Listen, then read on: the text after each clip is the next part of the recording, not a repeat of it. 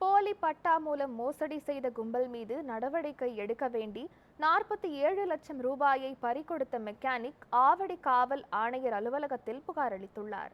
திருவள்ளூர் மாவட்டம் ஆவடி அடுத்த திருமுல்லைவாயில் கணபதி நகர் பகுதியைச் சேர்ந்த மெக்கானிக் தண்டபாணி. இவருக்கு 2018ஆம் ஆண்டு அறிமுகமான ஜெயகாந்தன் திருமுல்லைவாயில் சோழம்பேடு பகுதியில் 3500 சதுர அடி புறம்போக்கு இடத்தை 40 லட்சம் ரூபாய்க்கு விற்பனை செய்ததாக கூறப்படுகிறது. மேலும் மின் இணைப்பு உள்ளிட்ட செலவுகளுக்காக 7 லட்சம் ரூபாய் வாங்கியதாக சொல்லப்படுகிறது.